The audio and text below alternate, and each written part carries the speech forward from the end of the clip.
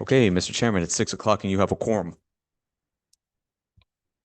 Okay, let's get the lights and the camera and the action going.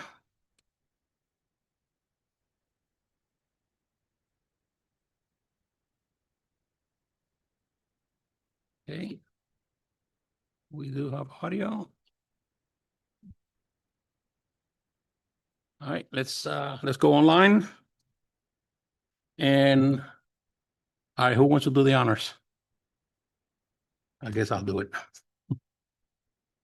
Good evening. Welcome to the City of Hialeah Planning and Zoning Board meeting for Wednesday, January 14th, 2026. Happy New Year. Happy New Year to the board. Thank you. Happy New Year to everybody.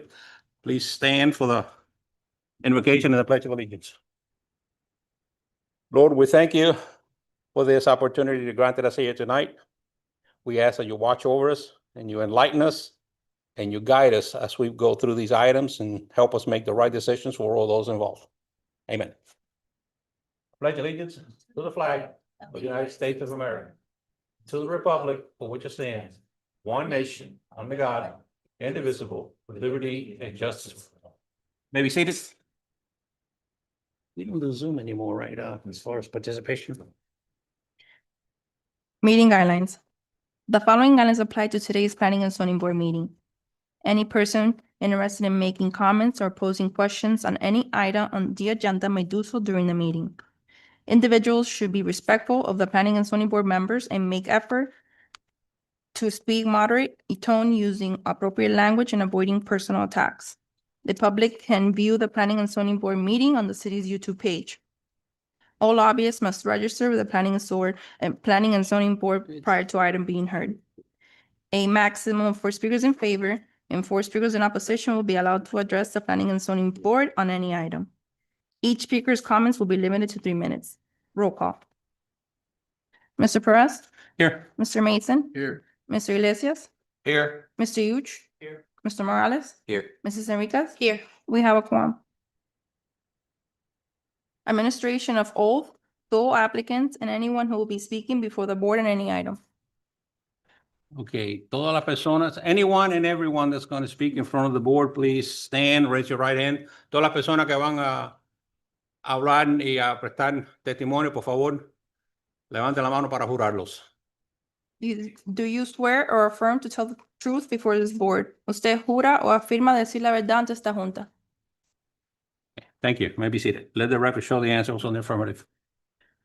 Summary minutes or a copy of the audio file of the proceedings before the Planning and Zoning Board shall be prepared and submitted to the City Council before its hearing. The Planning and Zoning Board recommendations for the following public hearing requests will be heard by the City Council at a scheduled meeting of Tuesday, January 27th, 2026. LU1, for the record, this item is a postponed item from our November 19th, 2025 meeting. Postpone, not Yes. table. Not table, it's just Okay, postponed. so basically it's fresh. Yes. Okay. All right. LU1, small scale map amendment from major institutions in transportation and utilities to commercial. Properties identified by folio number 04-2035-001-0550. And a portion of the approximately 160.13 feet by 295.07 feet, around 1.08 acres of property located at 1550 West 60th Street, Hialeah zoned R2 1 and 2 Family Residential District and R1 1 Family District. Applicant Manny Reyes, architect, on behalf of Westland Baptist Church, Inc. Good evening, Manny. Good evening, sir. Good evening, board members. Manny Rose, architect with offices at 18501 Pines Boulevard, Suite 342, Pembroke Pines, Florida. Happy New Year to everybody. Happy New Year. We are here to present. Thank you. Let her read. I'm sorry. Mr. Chair, just for the record, we need to make sure that the property owners are here for this property. Can you come to the podium, please, as well?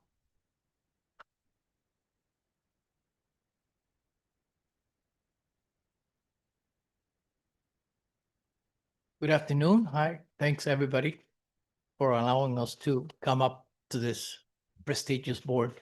Thank you. Name and address, please. Name and address. Alberto Perez. I am the president of the Deacons at Westland Baptist Church. I live in Plantation, Florida. Thank you. This application pertains to the One east, more. I'm sorry. Sorry, pero I prefer speak Spanish because it's better for me. Mi nombre es Ángel López, soy el pastor, senior pastor de la Iglesia Bautista Westland. Mi dirección es 9353 West, 33 Avenida, Hialeah, Florida. Thank you. But you understand English? Yes. Okay, good. Go ahead, please. This application pertains to the eastern side of the property located at 1550 West 60th Street and to the property identified with folio number 04-2035-001-0550. The property known as 1550 West 60th Street has an ongoing application to subdivide the property into two parcels so the church can continue to operate on the western side of the property with its current land use designation. Therefore, only the eastern side of the western side of the property, only in the eastern side is requesting the land use amendment from major institutions to commercial. The eastern side, once fully subdivided, will be approximately 47,219 square feet or 1.08 acres. And the southern parcel is approximately 47,916 square feet or 1.1 acres of land. In sum, the parcels requesting the land use amendments are approximately 2.18 acres of land. The properties on these applications are surrounded by low-density and single-family homes to the north, south, east, and west. In addition, commercial and major institutions are to the east and west of the properties. The character of the area is mainly single-family homes with West 16th Avenue as a major commercial corridor. MA, Milan K through 8 grades and Spark Park are within the vicinity as well. Currently, the vacant land is directly surrounded by 11 single-family homes and the church.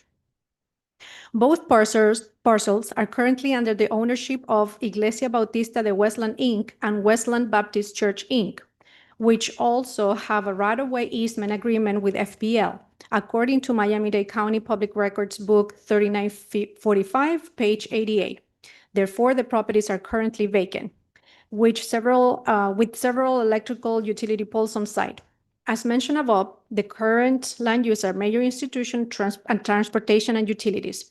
Therefore, the northern portion is currently apt to potentially be a school or a hospital or a religion institution or other governmental approved uses, and the southern portion is used for utilities. In addition, these areas known as the FPL easements were intensively reviewed under the city master plan to potentially create linear parks to increase open space and safer pedestrian bicyclist routes. It is important to clarify that these properties are privately owned. The applicant is requesting to amend the land use designation from major institution and transportation and utilities to commercial. The proposed land use amendments for the southern portion is technically more impactful than the current land use designation. However, the northern portion has a major institution land use designation, which could potentially be redeveloped with a school or a hospital or any other governmental related use. Since the applicant is seeking to develop the site as a commercial surface parking lot for recreational vehicles, no vertical structures are being proposed except for fencing and landscaping, since the FPL right-of-way easement imposed several restrictions on how to use the properties.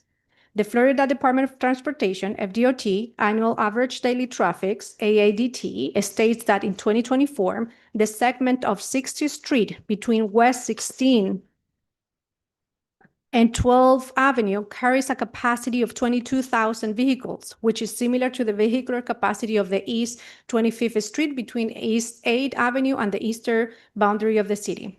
In terms of capacity and impacts, these properties are under pump station number 04127 with an absolute moratorium. The level of service for parks, fire, and police will be evaluated during the site plan and the concurrency process. All capacity has to be in place prior to any redevelopment proposals. Therefore, staff recommendation is approval conditioned upon the subdivision approval of the land. Thank you, Claudia. Manny? Yes, sir. Good evening. Yes, ma'am. I'm sorry. Basically, we are the architects that are doing an exclusive, unique project in this area that will enhance the neighborhood. We have studied and walked and discussed it with a whole bunch of different groups in the area, along with the church.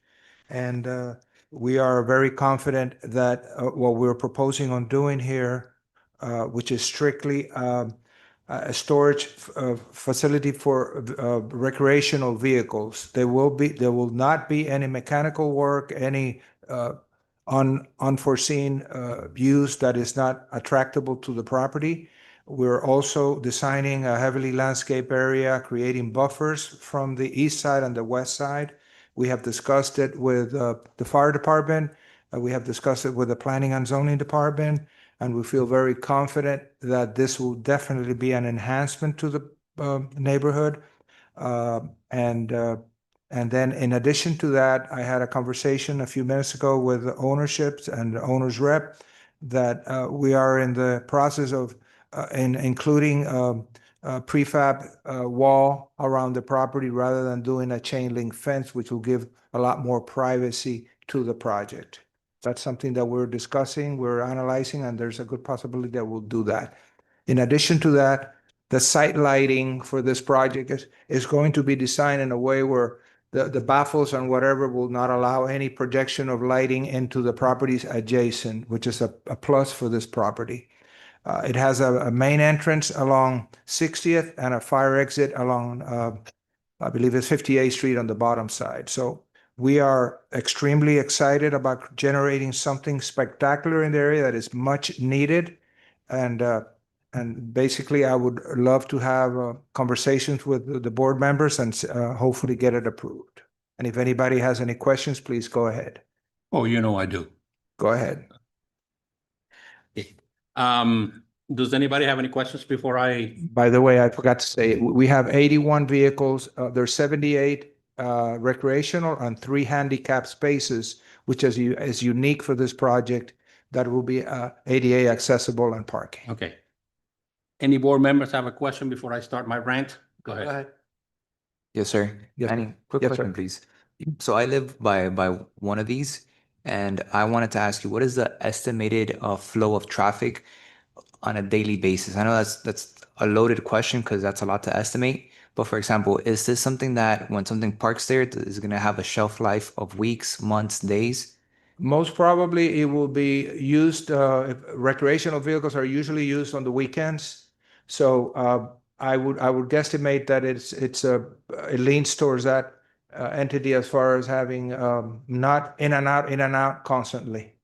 Okay. And as of right now, you mentioned a statistic right before I started speaking, and I forgot about it. You have how many vehicles? 81 in total, 78 recreational and 3 handicap, and there will be no trucks or heavy duty equipment there, mostly recreational vehicles.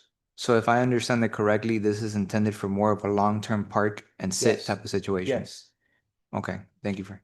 Through the chair, just to make it clear, and with all due respect, Manny, but can we also hear from the operational? Because I know that you are the architect and developer, but who is going to be running the operations of this parking lot? That's why I'm letting the board do their thing first before like I said, before I start my rant. Because you know I'm gonna drill down on it. Do you want to hear from them or? Yes, go ahead. Come on.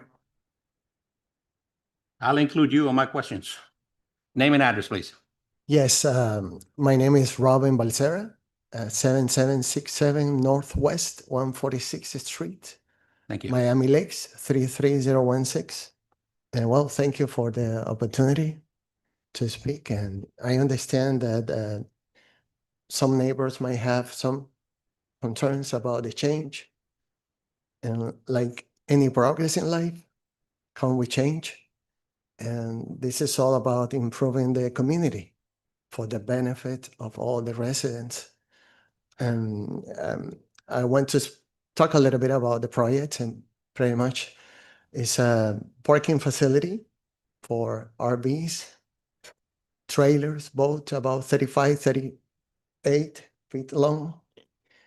And we're going to have a lease agreement with tenants.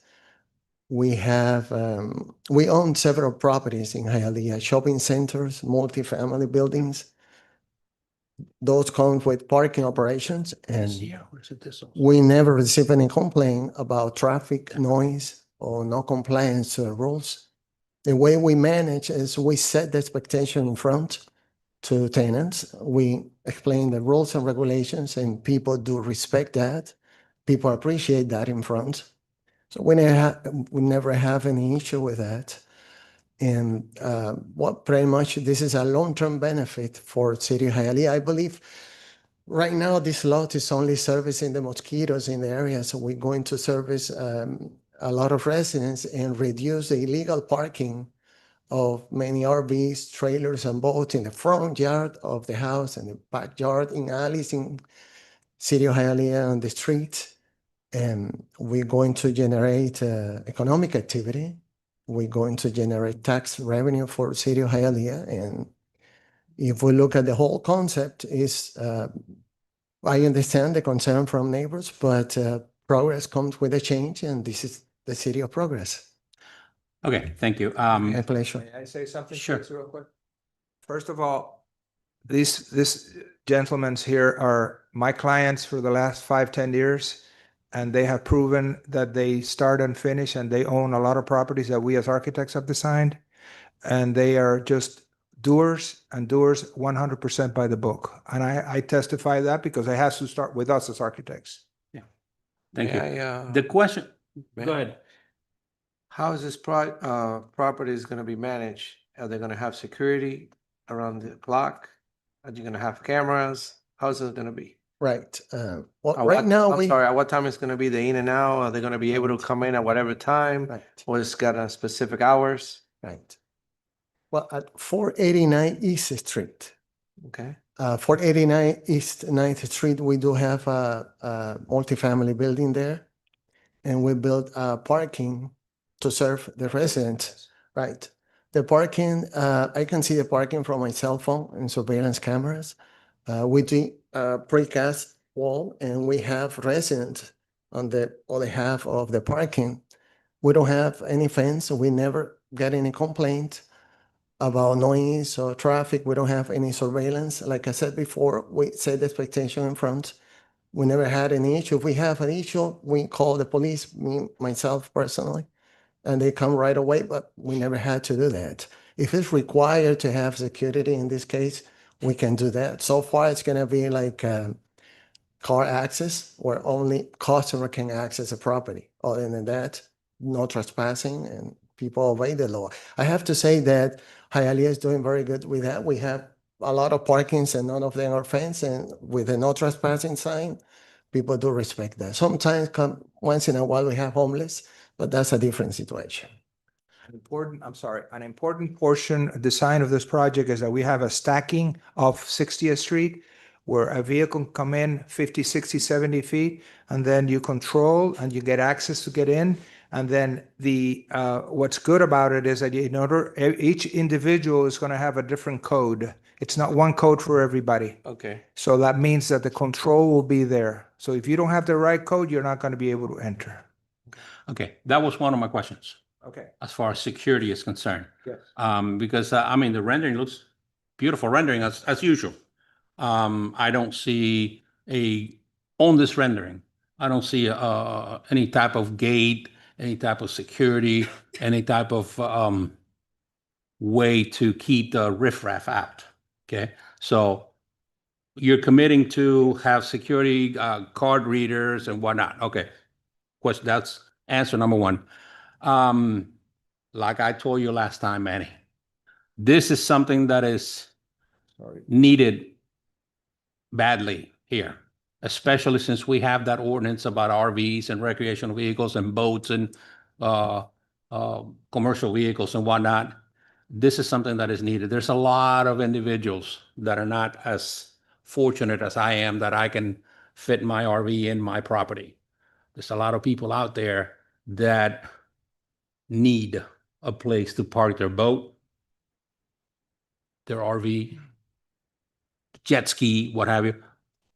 As long as I have a written commitment, That's what I was going to say. written commitment, no trucks, No No mechanical mechanics. work. Yes. okay? No riffraff.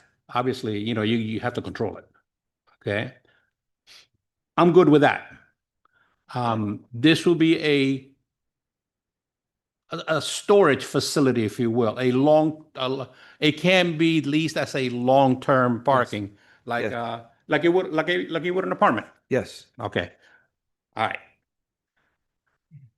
I'm good with that. One more question, and this is just being a little frivolous. Will there be, or what are the odds of providing even as little as a 110 volt outlet, 15 amp, 10 volt outlet every so often, so that the RVs that are parked there, the boats that are parked there can keep their batteries fresh?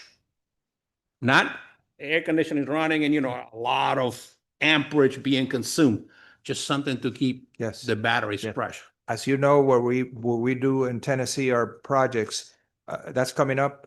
So part of our design work for our electrical and site work will be the stationing of the proper adequate hookups for whatever. Staggered will every be. so often. Yes, Yeah. yes. They don't have to be at every Yes, single one. Yes, Yeah. yes. And another question that was brought by the previous meeting that we had from the neighbors is they're concerned about the property flooding.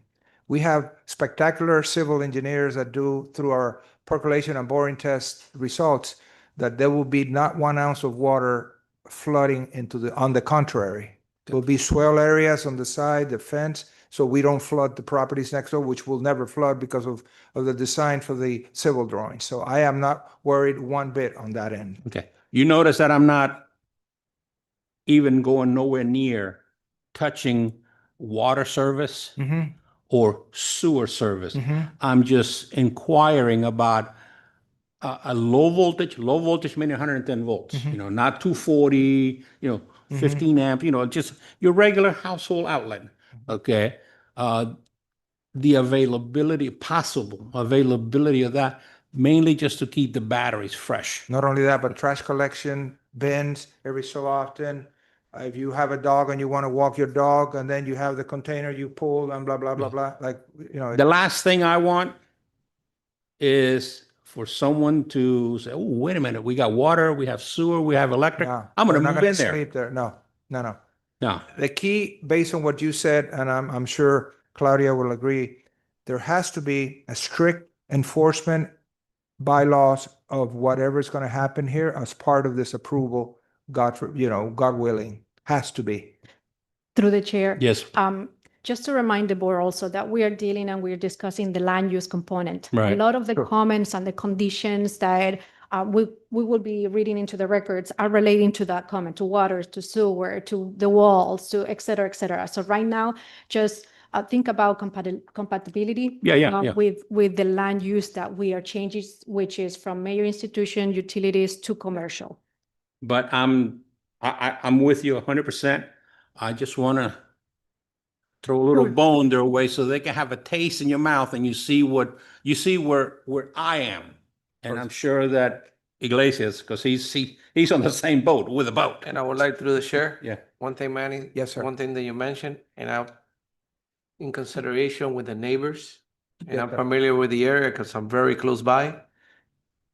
The wall that you mentioned, prefab Yes, sir. around, that'll be a great idea. Yes. Because that gives a lot of privacy for the neighbors. And I think that's very good. This If is you this put is that- going to be a unique project, guys. This is going to be hopefully it will be a startup for many to come that are much needed with proper control. I agree with you 100%. Starting from the contract, I'm gonna sign a contract and it's gonna be blah, blah, blah, blah, blah. If you don't abide by this, you have 30 days to get out immediately. Yeah. That's what I've told ownership, owner's rep. I agree with you Yeah. 100% on that. And But that wall that'll It's- be a major thing that'll that'll be a that lifesaver. helps a lot. That'll be a lifesaver. And again, at the risk of repeating myself, there is a lot of residents that live in apartments or townhomes where RVs and or boats are not allowed. This is what they need right here. The availability of some kind of a long-term storage, a safe storage so that they can bring their, not too long ago, there was this young lady out here, remember that she was asking about being grandfather into her RV and all of that, but she lived in a townhouse. This, if and when this goes through, that'll be the perfect answer for that young lady. And along with her, there's many in the city. All I can say is that being the architects from the beginning, I will stress to ownership and owner's rep exactly how they need to, well, they know what to do. They've been doing it in other projects, but it will be expressed on our behalf in writing to them, copied to the zoning department. And, That's how and I- again, like Claudia said, this is just the land use, but you, the powers that be right here, right in front, you already have a taste of what we're looking for. And as long as we agree with that, man, you're golden. Thank you, sir. Okay? Any more comments or questions from the board? Yes, sir. Manny, Yes, sir. to touch on Mr. Perez's point, I think it's great. You're catering to a problem that the city has, and that's great. I have some technical questions. I know this is it's very schematical right now at this point, but I noticed in the rendering you have two different materials. One seems to be asphalt, and then I have the lighter gray. Is that gonna be pavers? Probably, most probably, based on our experience in all the projects that we do here in every city, the approach areas will be spectacular. And then right after the approach areas will be areas of hard asphalt to basically maintain the property as far as vehicles coming in and out and so forth. But the in and outs will be addressed 100% with design features that to make it attractive. Okay. My other question, the entrance and exit, was that chosen for some reason, or is that movable? Well, the thing is the maneuverability of the vehicles and the fire exit in the back. And not only that, but there's a whole bunch of precast concrete poles that we cannot move. Okay. So we had to, in the office on the computer, where's Mr. Perez? My wife and the team, of course, had to move around to make sure that we put stuff in the areas that work design-wise as architects. So, I mean, if we didn't have any poles, it would be a completely different design. But we have to respect, even though FPL doesn't own the property, but they use the property. Right. They have to. Not only be able that, to but we have to maintain. have access to the poles for service by FPL. Through the chair, and also another point of clarification, this property, and this is one of the conditions for the land use, is that the land has to be subdivided. It has to be replatted. Yes. So we are talking about just a section of the existing lot where the church sits and the other one right towards 59th Street. Thank you. Are you good? I was asking because where you've chosen to park the RVs, if that were flipped, I think it would be a lot better because you have a parking towards the other side, and then there's a street and there's maybe like 2 or 3 houses instead of it being towards the back of 6 or 7 houses. The problem with that, Adonis, is the poles. We've tried, we don't want to come up with 20 spaces. We have to make this project feasible, of course, up to a certain extent. But we've done like 5 or 6 or 7 different analyses. And this is Okay. the one that we feel comfortable with because of the poles and the circulation. You have to have circulation. Right. You're not depicting the poles on this Oh, yes. on this on this rendering here. No, not on the rendering, but on the site plan, yes. On the site plan, Can we yeah. go to SW1? Yes. And they do go right down the center. So. Yes, sir. So- It varies. Right. So if you see the red circles, basically that is depicting the radius area, the posts areas, the area that cannot be. For access, service. Yeah. So in here, in 60th Street, you can see that all the red circles are basically leaving you just with that area of access. That's why you have, if you look at the rendering here, that's why you see some grassy areas in between. Oh, there will be grass. Because that's where the Oh, that's where yeah, the poles. there will be grass. Manny, Yes, sir. again, one concern is the neighbors. We need to We need to make sure that we are neighborly friendly, neighborhood friendly, you know, that we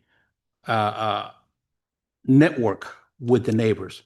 We don't want to negatively impact their livelihood and stuff. So if any, does anybody else have any more questions before I open it to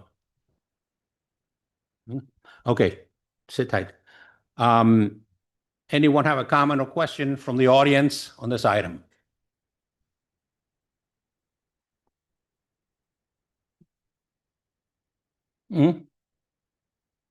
Okay, we'll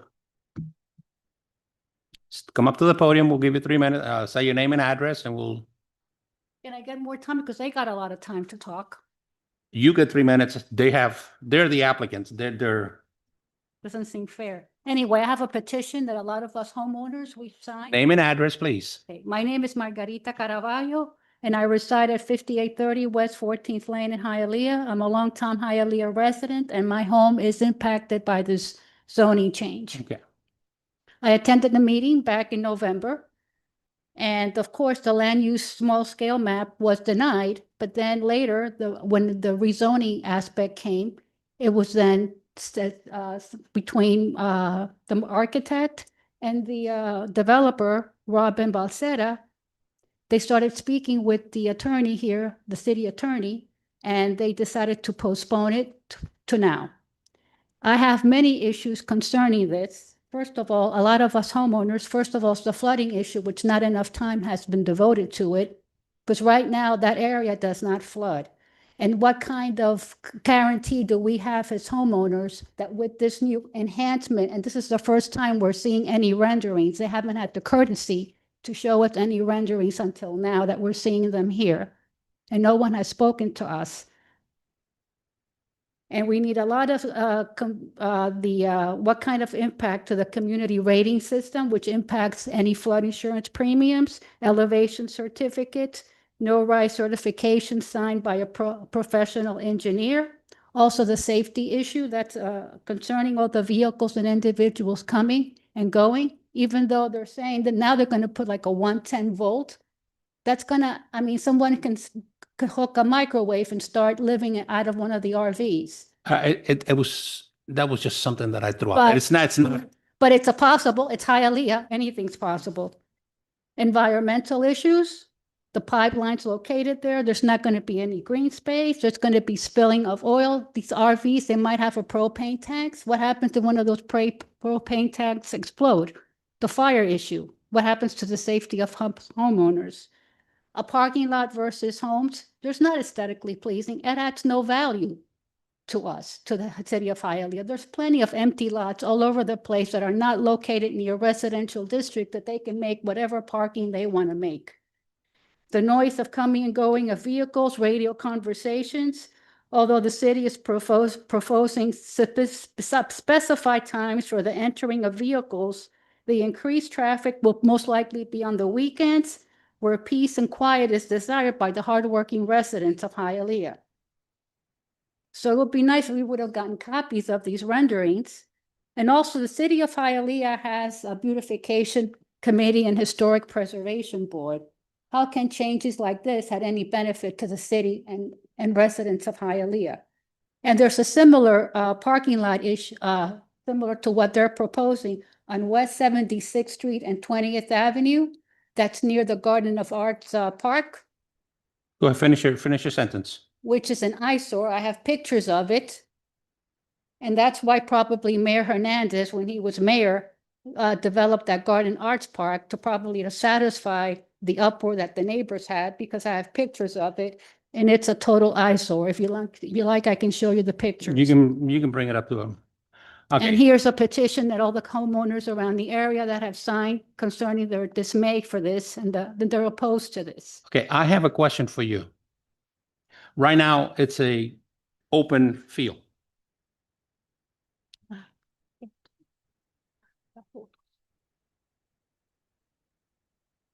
If you want, she can make some photocopies of that and give you the original. Esto es.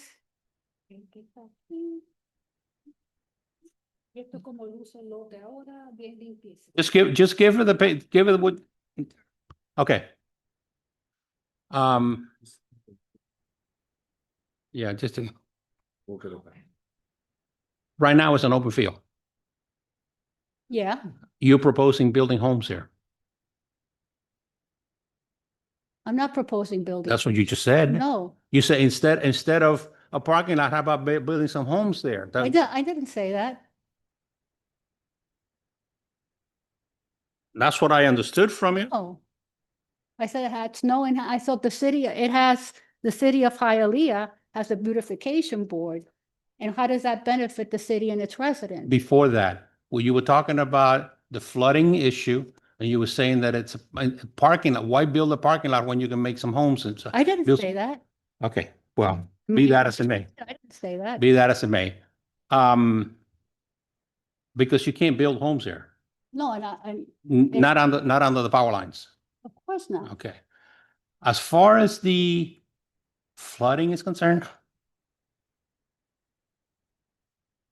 there won't be, well, I can't say there won't be because I'm not a fortune teller, but they're known for being very meticulous about their building.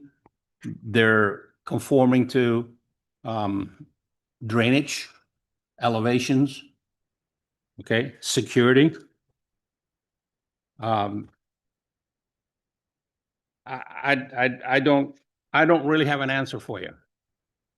Well, they're coming back now with these fancy renderings now, when originally, when they first presented it back in November, they wanted to put in like a chain link fence and these little plants that are probably gonna die in a month. And now they're coming back with this. So, I mean, there's no, Okay, they want to get it through, Well, but it's.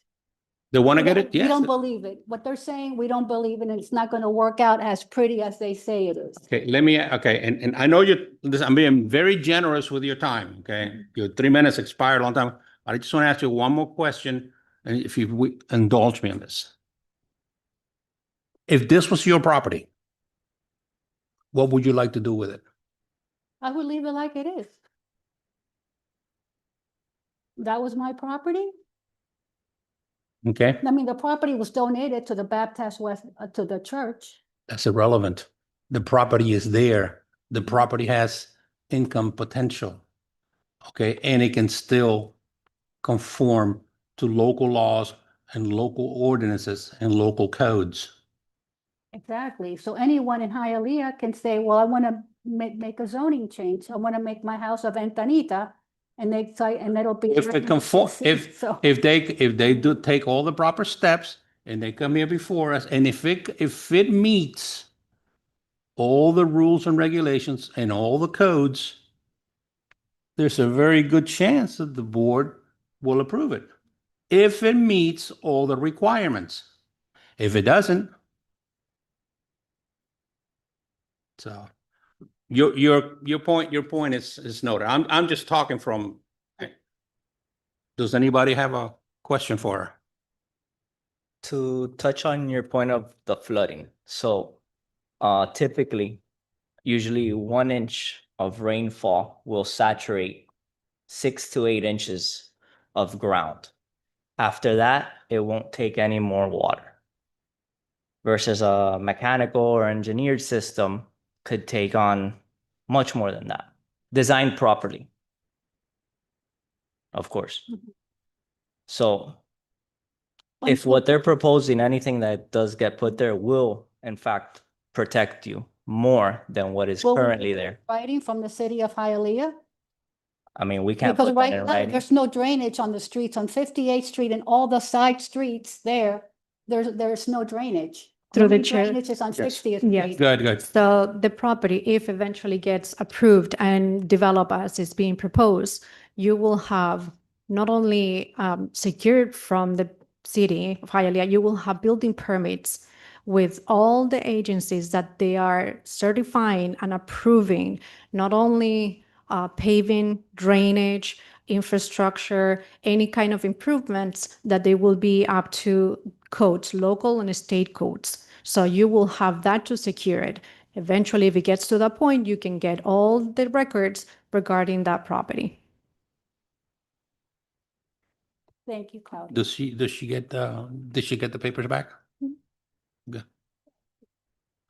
Okay, anyone else? Name and address, please. Alberto Perez, I live in Planway. You're the property owner, right? Yes. So we don't, We need to wait, we need to. Oh. yeah, because you don't have We're coming back to you in a minute. you can have a rebuttal that you don't have time because you're the property owner, but they're. That's. Yeah, afterwards. that's Let's fine, hear the, but you're the Neighbor. that's fine, The but property. you can rebut what they say when they're done. name and address, please. Julio Sosa, 5959 West 14th Lane, Hialeah, Florida. Good evening. My name is Julio and I live in the neighborhood next to the property you're considering tonight. This is my second time attending City Hall to discuss the rezoning and amendment of this property. The last time was in November. In November, you listened to us. You weighed the facts and you voted to recommend no to amending the land use. You got it right and we were able to breathe a sigh of relief. That vote mattered deeply to the families who live there, families who have been in those homes 30, 40 years. For many of them, those houses are not just where they live, but their entire net worth, their retirement, their security, and their peace. But then something happened, and if I can be totally honest, it upset me deeply. After the amendment vote, but prior to the rezoning vote, one of you stepped away from the dais and spoke privately with the developer and returned with a plan for the board to reconsider the amendment vote they had made just 20 minutes prior and to try again later. Not because the facts had changed, but because the outcome wasn't the one the developer wanted. The explanation we were given was that there was no point in voting on the rezoning if the land amendment to move forward with an approval from the board. There was no point in voting on the rezoning if the land amendment failed to move forward with an approval from the board. But that's kind of the point. If you believe that amending the land use was wrong, and the majority of you did, you would believe that it should not be rezoned. So let's be clear, delaying the vote was a tactic that helps the developer. It erased the conclusion that had given us, even if it was only for 20 minutes, hope, and then it put us on edge for another month. We were denied the closure that would have logically followed the amendment vote. It left residents with an impression that's been verified today that a no would be temporary and revisited in a month, but a yes will be forever. And we know the developer will keep trying until they get that yes, and we before you are the ones who will have to live with that for the rest of our lives. I brought a photograph tonight, which I will show you, and I asked that it be entered into the record, and I have copies handy if needed. It shows that we are not talking hypotheticals here. These are our backyards, our kitchens, our bedrooms on the other side of a fence. These are families who will hear trucks where they used to hear quiet and birds. No amount of time will change this, no additional meeting will change this. No conversation with the developer would suddenly make industrial traffic behind our homes feel acceptable or safe or fair. And no conditions you place today will protect us once the zoning changes. What will change is our lives. And what makes this harder is that it looks like they're ready to start work as soon as they get this yes. The message this and our last meeting sends is clear, that this project is inevitable. Yet you will go home tonight, the developer will go home tonight, and we will have to live with this for the rest of our lives. I really hope I'm wrong. In November, your first instincts were the right ones, and I'm asking you, respectfully and plainly, to trust them. Stand by your original decision. Recommend denial for both rezoning and land amendment. And do right by the families who depend on you to protect their neighborhood. Thank you. And this is a picture, as of this week, of what it looks like. I have little copies that I can give to you guys. So you have all those cars, all that in the center, those are all cars, right? All that in the sand is where the cars will be? Yeah, in the center. Can I show you? Okay.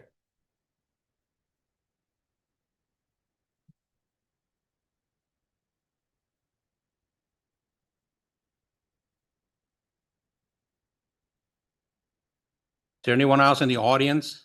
No questions? Let's look at them. Let's digest them first. Thank you.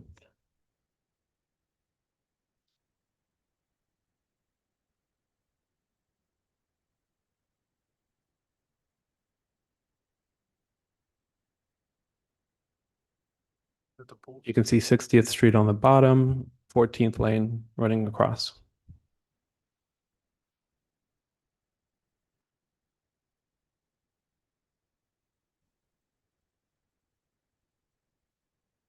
What is this in the center? Cows? Sand that was put there before any zoning or, anything. Okay. From over here, it looked like cars parked in the middle. Yeah, Now, look at it, no. it looks like a whole bunch of. No, it's just them getting ready to do what they're seeking approval for. Before they have approval. Okay. You need these back? No.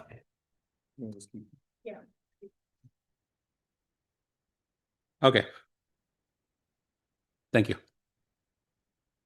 You have a letter and, okay. Yes, Mr. Chairman, I have a letter. Anyone else?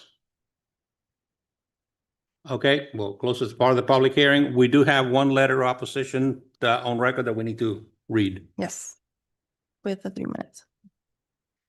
Dear members of the Planning and Zoning Board, I am writing to formally oppose the proposed comprehensive plan land use amendment and rezoning request for the property located at 1550 West 60th Street, which seeks to change the land use designation to commercial and rezone the property C2 Liberal Retail Commercial District.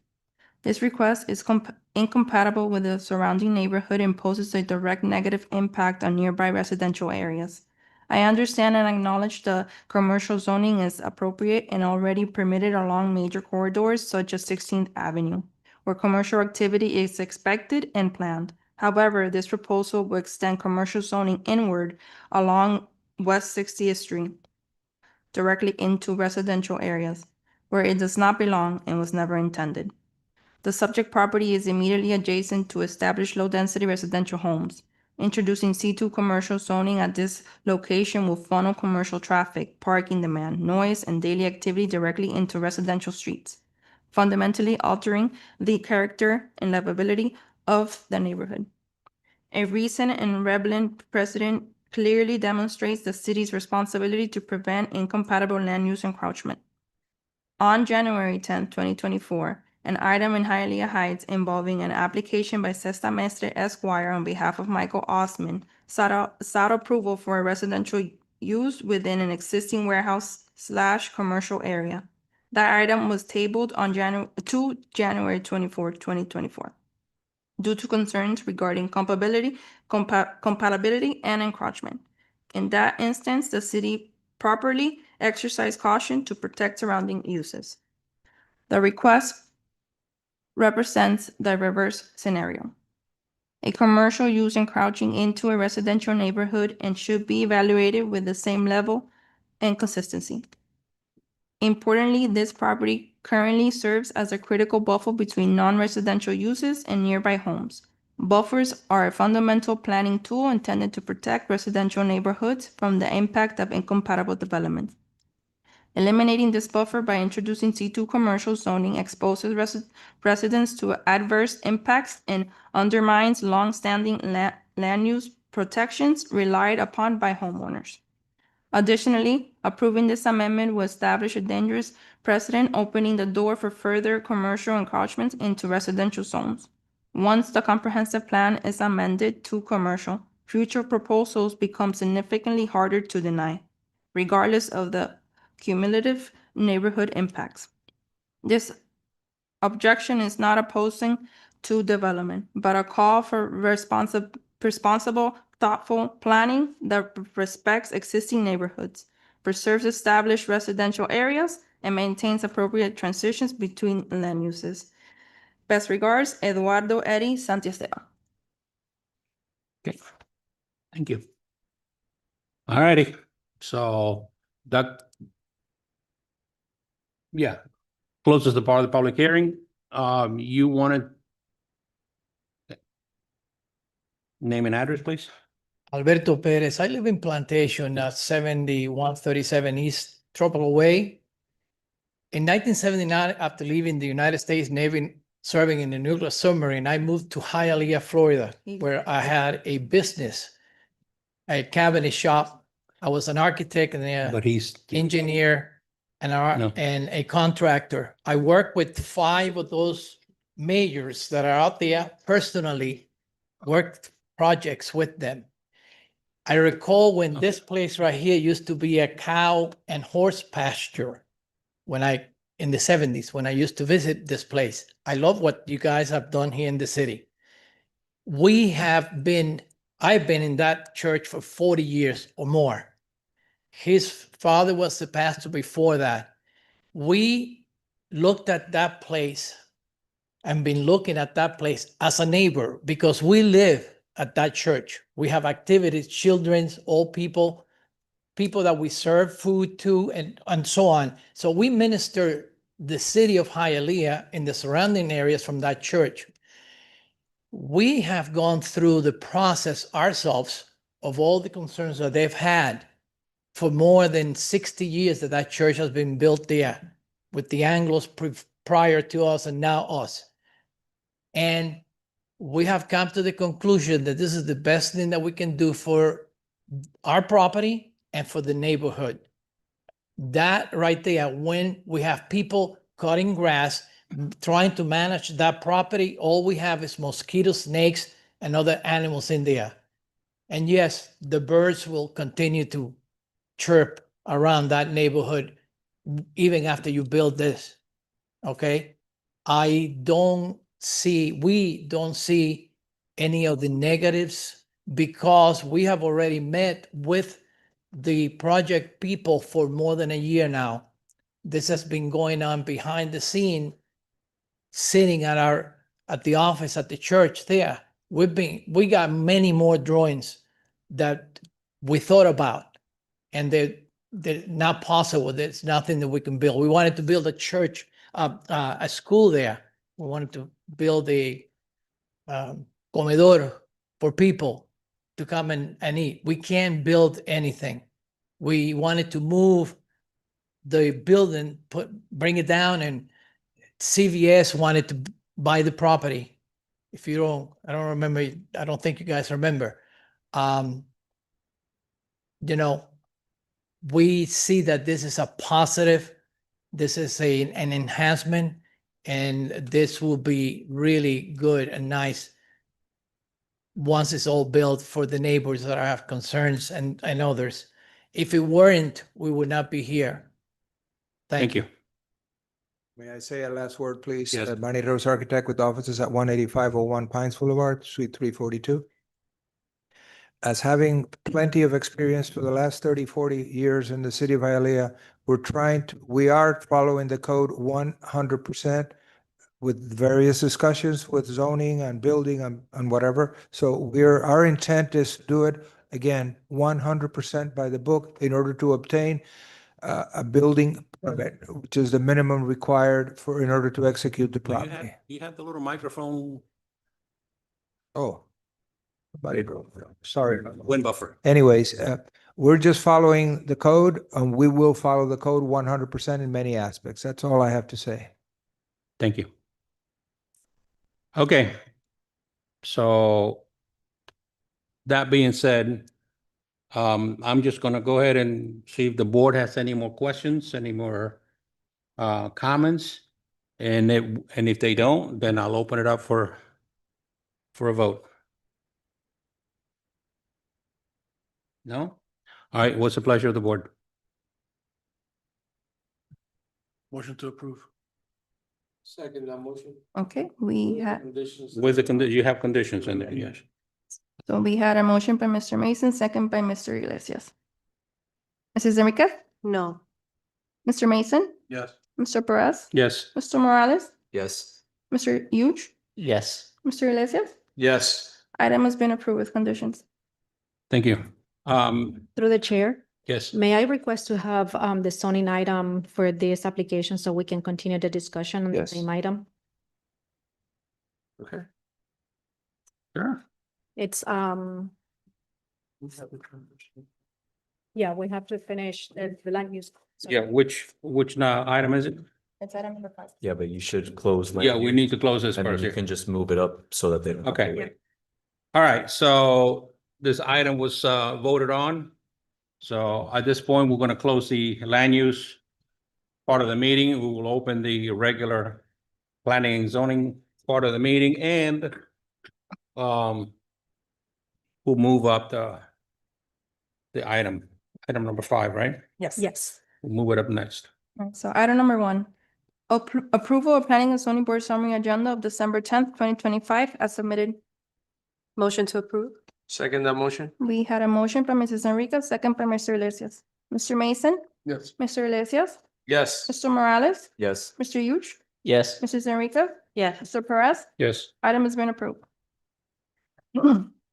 A written decision or resolution will be prepared and presented for review to the city council. The city council is authorized to affirm with conditions or override the decisions by resolution. After the resolution is adopted, contact a member of the city clerk's office to obtain a copy of the final decision or resolution. Upon your receipt of the final decision or resolution, contact the building department to obtain your required building permit. Summary minutes or a copy of the audio files of the proceedings before the Planning and Zoning Board shall be prepared and submitted to the City Council before its hearing. The Planning and Zoning Board recommendations for the following public hearing requests will be heard by the City Council at a scheduled meeting of Tuesday, January 27, 2026. Item number 5.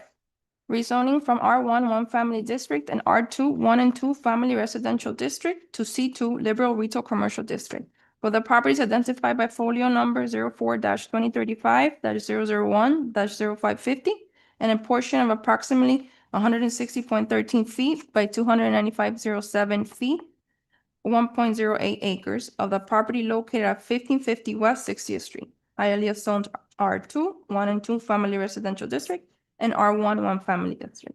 Applicant, Manny Reyes, architect on behalf of Westland Baptist Church, Inc. Yes, Manny Rose Architect with offices at 18501 Pines Boulevard, Suite 342, Pembroke Pines, Florida. This application pertains to the eastern side of the property located at 1550 West 60th Street and to the properties identified with folio number 04-2035-001-0550. The property known as 1550 West 60th Street has an ongoing application to subdivide the property into 2 parcels so the church can continue to operate on the western side of the property with its current zoning category. Therefore, only the eastern side is requesting the rezoning. The eastern side, once fully subdivided, will be approximately 47,219 square feet or 1.08 acres. And the southern parcel is approximately 47,916 square feet or 1.1 acres of land. In sum, the parcels requesting the rezoning are approximately 2.18 acres of land. The properties on these applications are surrounded by R1, One Family District to the north, east and south, and C2, Liberal Retail Commercial to the west. As mentioned in the Land Use Amendment Companion application, the character of the area is mainly single-family homes with West 16th Avenue as a major commercial corridor. MA, Milan K through 8 grades, and Sparks Park are within the vicinity as well. Currently, the vacant land is directly surrounded by 11 single-family homes and the church. The applicant is requesting a rezoning of the 2.18 acres from R2, 1 and 2 Family District, and R1, 1 Family District to C2, Liberal Retail Commercial District. The proposal indicates that the site is to be redeveloped as a commercial surface parking lot with approximately 81 oversized parking spaces. The size of the parking spaces varies from 12 feet by 22 feet, 12 feet by 25 feet, 12 feet by 30 feet, and 12 feet by 38 feet. The commercial surface parking lot is intended to accommodate recreational vehicles such as boats and RVs. Since the property is heavily restricted by the existing FPL electric poles, the proposal is to improve the site with vertical improvements except for the fencing and the landscaping. Certain aspects need to be in place to favorably consider this application. Since the project is between single-family home, it is required for the west and east property sides to provide a 6-foot masonry wall with a launch landscaping buffer. Illumination shall be sufficient, but it should not be intrusive into the single-family home areas. Therefore, a photometric plan should be included within the site plans. As mentioned in the Land Use Amendment application, this area was analyzed for a potential extension of the FPL linear parks to provide for a safer route for pedestrians north or south. Therefore, staff requests the addition of a pedestrian connection along the western side of the proposed parking lot, improved with lush landscaping to accommodate for a safer and comfortable walking area. The applicant has provided in his letter of intent that the commercial parking lot will be restricted to a minimum of 6 months rental, and access will be restricted to monthly renters with proper safety measures in place. Since the rezoning to a C2 district can be concerning, staff is recommending the following conditions. And please see if also we can hear from the property owner regarding these conditions that they're going to be imposed in the property. The applicant proffers a declaration of restrictions limiting the use of the property to be used only as a commercial parking lot for recreational vehicles and boats, and access and activities on site shall be prohibited between 11 p.m. and 5 a.m. Commercial trucks are prohibited, and activities such as mechanical repairs, maintenance operations, and/or cleaning of recreational vehicles are prohibited. And that the east and west property lines adjacent to the single-family home, a 6-foot masonry wall with a lush landscaping is constructed prior to the initial operations of the commercial parking lot. And that no sewer, no water connections are to be established to service any of the recreational vehicles and/or boats while parked at the surface parking lot. And that the applicant provides a pedestrian-friendly path to future connections into a linear park, and that the site receive a monthly code enforcement inspection once operation has been legally established to confirm compliance with the proffered declaration of restrictions. For the record, I have also coordinated with code enforcement, and they're willing to initiate after, of course, you receive a certificate of occupancy to start, activities in that they will willing to do a monthly inspection on the site. With those conditions, and we hope to hear from the property owner, staff recommends approval with these conditions. Thank you. Like I told you before, no Yes, sir. water, no sewer. No problem. Basically, I hope and foresee, and I will certify as the architect of record for this project, that this will be one of the first unique projects in the city of Hialeah. And I will make sure that that happens. And our track record for years here is there, so along with the developer, so that's all I have to say, and I hope that you all understand where we're coming from. Understand. Manny and neighbors, I understand how you're feeling. Your fear that it's going to be loud, it's going to be intrusive, it's going to be a pain, okay? We suggest, and we can put it in writing if it comes down to some restrictions, some regulations, some conditions, like the city planner just said, a wall around the perimeter, tall enough to act as a buffer, landscaping to even accommodate more sound, noise control, no sewers, no waters. And I just threw that electrical hookup as it's not even on there. Okay, so I mean, that was just a little icing on the cake, but it's just suggestion, it's not a recommendation. Hours of operation. Okay, your plan is to have, if it goes through, your plan is to have it open 7 days a week? Or have it availability to access the, As far as the site is concerned? yes, I believe it's 7 days a week, correct? okay, from The proper time that was discussed by the zoning director, nothing. No access from 11 Yes. p.m. to 5 a.m. Yes, okay, 7 days a week. Okay. Yes.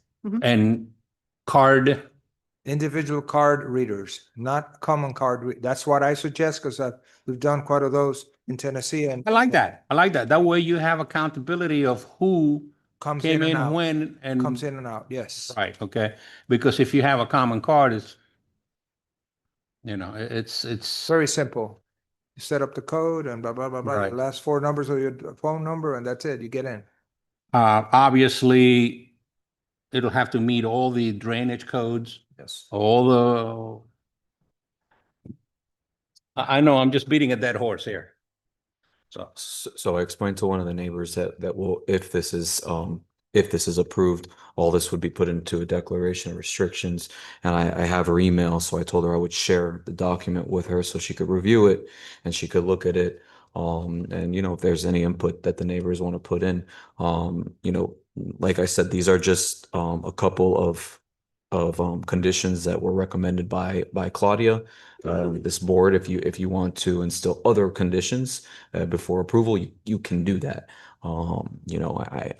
I heard that there was a concern of possible, which is not unreasonable, that somebody in Hialeah will live in the RV, right? Yeah. So it would be my suggestion that we put that if they become aware of anybody living in the RV at any time, that as the owner, they have 24 hours to remedy that situation, to either evict or contact Hialeah police and make sure that they're removed. I think that's a concern that is viable. So I would add that to the declaration. That's why I retracted the little thought Electrical- of having some kind of electrical, yeah. electricity. Yeah. No electricity, no water, no sewer, no generators. No. Mr. Perez, Yes. a while back, I got in touch with Tesla. Name. I'm sorry, Alberto Perez, 7137 East Tropical Way, Plantation, Florida. A while back, I got in touch with Tesla and the FPL because I wanted to develop that myself with somebody else as an EV charging station, but it didn't get any traction. Apparently, neither Tesla or the FPL wanted to do anything, and the cost was really high. So just a question, since you're bringing up the 120 volt, in the future, because we're going electric EV just about everywhere, is that a possibility that there could be, that he could put a couple of, Cross that bridge in the future. when we get there? When you get to it, if it gets approved, okay, and if you feel the need to expand for an EV charging station or stations, okay, Yeah. follow the proper I'm procedures. sorry, but I love EVs. I think we deserve it. They deserve it too. She's an EV. Oh, you too? Oh, God. Thank you. By the way, in terms of people living there or whatever, we will be the first ones to get the proper authorities there to make Good. sure that That's a doesn't major- happen. That's a big no-no. Remember, we're going to be there. We're going to be neighbors. That church is open 7 days a week, basically. Remember, We're there. there's, So, if you think and we back, can see it from up high in second floor. We if can you see. think back, last year was when the ordinance came out, the RV ordinance? A couple of years ago. Yeah. Yeah. Okay. There was a big issue, a big to-do about people having RVs in their house and renting them out, having boats and renting them out, I believe you. okay? We don't want that. Now, the city does need something like this. Okay, a parking lot for RVs and for boats. But again, we need to be neighborly. They're good. We'll Okay. respect them. They need to be neighborly, so. May I say something real quick before as the architect for the project, of course, we're retaining a good landscape architect that does a lot of our big projects, and it will be conferred with the landscaping department and the zoning department as to what we're wanting to do to make sure we're on the right track for the max landscape area for the project. Okay, now, since this is another item, we need to follow protocol.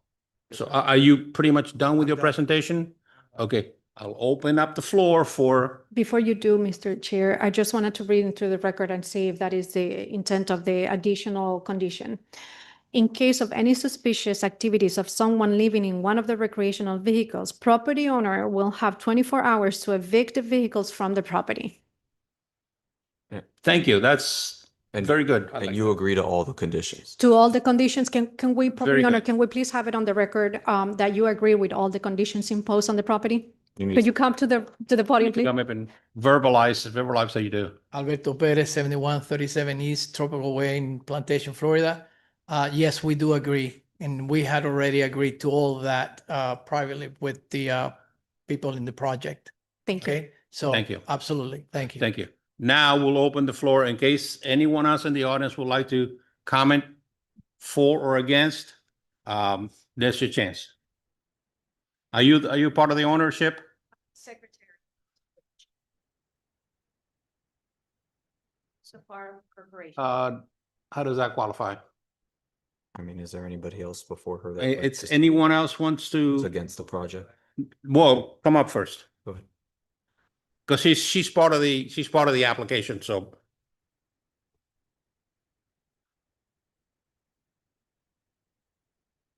You get your chance. We just want to make sure that we're fair and we follow the protocol. But she's not the owner, so she'll get. Right. Name it, you know the address, Yeah. name it. I know my address too. My name is Julio Javier Sosa. I live on 5959 West 14th Lane. Good evening again. I want to speak about this now from a planning perspective, because rezoning isn't just about what happens on one parcel. It's about what kinds of planning decisions this city is willing to stand behind. The comprehensive plan was supposed to be the long-term vision for Hialeah. It's meant to be stable, predictable, and rooted in how neighborhoods actually function, not rewritten parcel by parcel to accommodate a specific proposal, a parking lot that the church might want to put and make some money off of. Once one residential adjacent parcel becomes commercial, the next one becomes easier, and then the next. Over time, what was supposed to be a protected neighborhood slowly erodes, not through one big decision, but just a series of small ones like today. That's what the residents are afraid of, you know, and you might not see any downsides, but that's because you live in Plantation and this is not your backyard. And it's not just the trucks and the noise, but signal this sends that if a developer pushes long enough, the plan will bend. You guys voted no last time. And then he barely answered any of the questions you guys presented for him. And everybody suddenly had changed their tune over the course of the last month. The land use designation exists specifically to prevent this kind of incremental harm. It's meant to say this area is not appropriate for this intensity of use, even if it looks good on paper. And once that protection is removed, as you voted today to do, it's gone, not just for us, but every future family, any kids I plan to raise here. The neighborhood will be different. And it's not about stopping growth. I understand we need this, right? Just directing that growth to where it belongs, maybe not a neighborhood, right? Commercial use should go where commercial infrastructure already exists, not directly behind people's homes where residents have no buffer and no recourse once the designation changes. And if this plan can be amended this easily, then the residents are going to be left wondering what it actually protects. We're only asking you to uphold the integrity of the plan, to draw a clear line that says residential neighborhoods are not bargaining chips when you can't figure out what to do with all this land you have, that somehow FPL lease, you lease the FPL, but also you can do a bunch of other stuff with it. If I can add a condition, maybe can we turn off the card readers at 11? Like, how would we know that somebody is not going to go after 11, right? If they're not supposed to, why would we leave that up to chance and goodwill? Why wouldn't we just physically stop them from going in at 11? That's just something I thought of. Well, yeah, the condition says the card reader, there will be no access between 11 and 5 a.m. 11 p.m. and 5 a.m. Could their access stop? They're not supposed to do it after 11, but if they go and try to get in, it doesn't work. Yeah, Can we get that in writing? it's all electronic. Well, no, I understand what he's saying. and Right. He's got a good point. So, Robin, you understand what he's saying, that even though they have a code at 11, I know we say you can't come in at 11, but if they put in the code and they come in and then they get in trouble, is there a way that we can say at 11, whether you put the right code in or not, you're not getting in? Is that possible? Yes. Set it up on a timer where A, From 11. B, you're dead. So then, Claudia, we'll add that from 11 to 5, no code access will be functional. We'll include it beyond the activities on site between those times to access to the property between those times. Thank you. It's pretty good. Very good point there. Thank you. Yeah. You see, talking, having dialogue, we get somewhere. Yeah, but there's nothing you can tell me that's going to want me to have this in my backyard. I understand dialogue is important, but it's just a non-starter kind of. I may get kicked in the you know what for saying this, but you can't stop progress. Mm-hmm. I mean, this is what this is for. It's not to stop can't progress, stop but for progress, you to man. hear me and for you to try and understand. The only thing that we can do as Still far as more. progress is concerned, is make sure that it confirms Mhm. it conforms to code, policies, regulations. You understand? You Completely. can't stop progress. I just, Yeah, that's why Thank the you. entire country is a big parking lot. thank you. But there'll be more, so that's okay. Anyone else?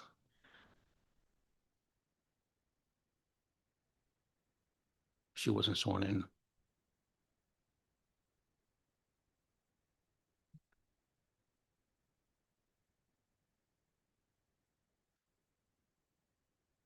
Name and address? Alina Cruza, 5865 West 14th Lane. Okay. Raise your right hand, please. Do you swear or affirm to tell the truth before this board? ¿Usted jura o afirma decir la verdad? Yes, I do. Thank you. Go ahead. 3 minutes. Basically, I'm hearing it and it sounds like it's already a done deal. You guys have already pretty much made your decision. And that's what I'm hearing. But it's sad that I've lived in this property for 35 years. And it's been a residential, quiet residence. And we are going to be dealing with, you're going to be bringing in trucks, RVs, boats into our neighborhood. It's not in your backyard. It's in our backyard. There goes our residential properties. There goes the value of our properties, because you can't tell me that that's going to help it. Yes, we want better, but you keep building. Instead of building so many buildings, I keep hearing from all of the council members that when they come in and they want us to vote for them, oh, we want to improve the city. Well, then build upon what we have. Westland Mall is practically emptying out. Why don't you do something there? Not building more buildings. You want to bring the youth? You want to bring families to our neighborhood? Then do something for it. But don't bring us a parking lot.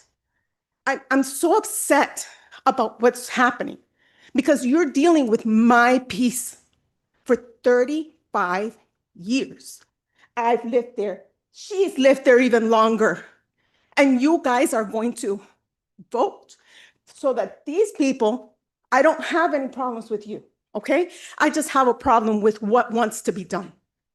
You're messing our residents, our privacy, our peace. It's been such a nice neighborhood.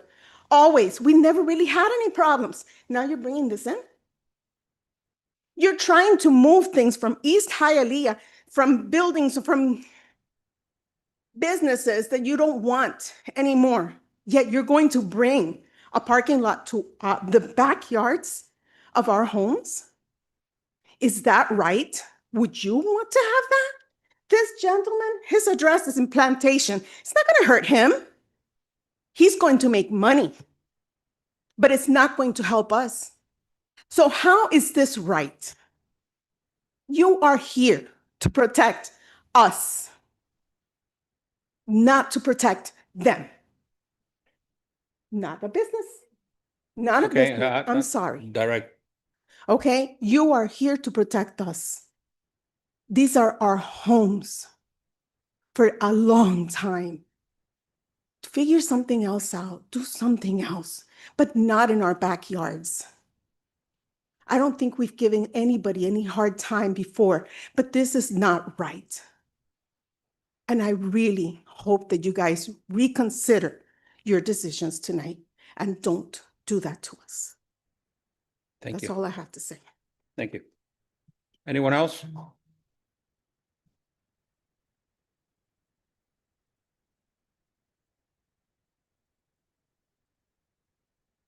My name is Margarita Caraballo. I live at 5830 West 14th Lane, Hialeah. Can you define to me what is progress in your opinion? Because what you're imposing on us, it's not progress. Building a parking lot behind residential homes, what progress is that? All it does is it makes the neighborhood look like a slum. And that's what it's going to look like within a few years because they are not going to uphold their end of the bargain. So progress, it's not adding any value. How much revenue? Have you guys done a cost benefit analysis? How much revenue is this going to bring into the city? How much revenue is it going to add to the church? Because half of that, the empty lot, half of it is donated by one person who mows half of that lot. He does it out of the courtesy and because he's such a wonderful person. And the other half is done by the church. So, I mean, and there's many ways that they can generate revenue if they're lacking revenue, like many of the churches that have to do right now in Hialeah and all over the country. So my concern is, what is progress? Define it for me. I will define it. I will define my vision of progress. Very simple, and I will do it visually. Okay? Look up on the monitor. Mhm. That's the proposed. That's what it's going to look like. That's what's there.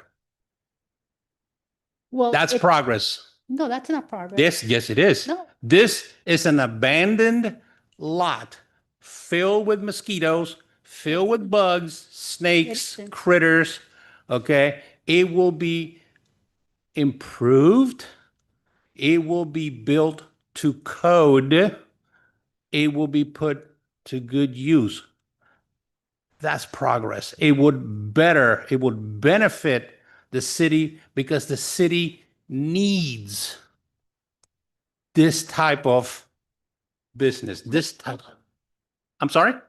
Go ahead and finish what you're. No, that's, That photo that you're seeing now, those things that you see are sand piles that they started to dump on the property without having the permits. okay. When I called code enforcement made them stop. If you look at some of the photos that I have given Umani, those is what the lot looks like now, nice mowed and clean and green. It doesn't, that is something that they put on the property because they wanted to start filling the land before they had the proper permit. Okay. You We're asked a done. question, I answered it. That's my vision of progress. No, well, that's not my vision of progress. Okay. That's, thank you. All right, ma'am.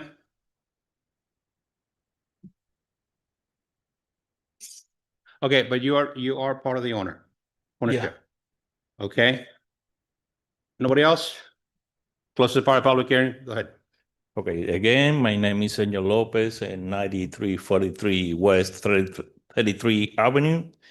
I have the senior pastor for the Hispanic Westland Church. So it's better for me en español. Pero yo entiendo y comprendo como pastor la inquietud de Okay, estos vecinos. If you're gonna say it in Spanish, say a little bit, and she will translate it. A little bit, and Okay. translate it back and forth. Okay. Okay? Okay. No, you mind? Oh, I'm sorry. He's hiding behind the computer. Mi nombre es Ángel López, 9353 West, 33 Avenida, Hialeah, Florida. Okay. Como pastor de la iglesia, quisiera decir unas palabras. As a pastor of the church, I would like to say some words. Yo entiendo la preocupación de estos vecinos por lo que están pasando. He understands the worry of the neighbors. Sé que todo cambio produce negación, He understands that all changes bring negative thoughts at first. pero la iglesia fue construida en 1957 hasta la fecha. But the church was built in 1957 and it still stands. Siempre ha sido propiedad de la Florida Baptist Convention, de la... And it has always had the same owner. Yes. Nunca en todos estos años esa iglesia ha permitido algo que sea incorrecto o que dañe la paz de los vecinos. And throughout this time, the church has never allowed anything that has been illegal or improper and that would damage the neighborhood. No es una iglesia establecida ayer, lleva más de 60 años. It's not a church that began yesterday, it's been there for 60 years. Es parte de la comunidad de Hialeah, trabaja para la comunidad de Hialeah. It's part of the Hialeah community and it works for the Hialeah community. Yo creo que sí se debe representar tanto a los vecinos como a esta iglesia en esta comunidad. He believes that they represent the neighbors and the church in this community, both. Y creo que el proyecto, como ya el diácono anterior explicó, muchos proyectos yo personalmente he rechazado porque no lo veía apropiado. The pastor before him had proposed many different projects before this one, and he had rejected them because he didn't think they were appropriate. Por muchas consultas, vi que era lo correcto. This project, he believes that is correct and appropriate. Ese terreno prácticamente sin baldío, sin construcción, es un peligro para muchas cosas. That land that has not been used is very dangerous as it is now. Ellos hablan de seguridad y de tranquilidad, pero quizás no saben esto que les voy a contar. The neighbors talk about security, but maybe they don't know the story that I'm about to tell.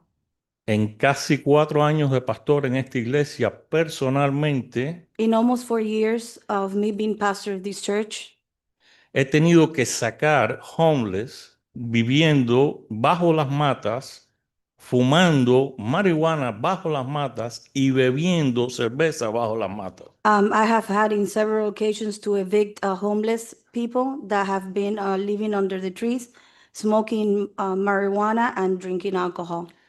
Por eso vi esto como una ocasión de más seguridad, tanto para la iglesia como para la This is comunidad. one of the reasons why I thought this project will bring more security to the neighborhood.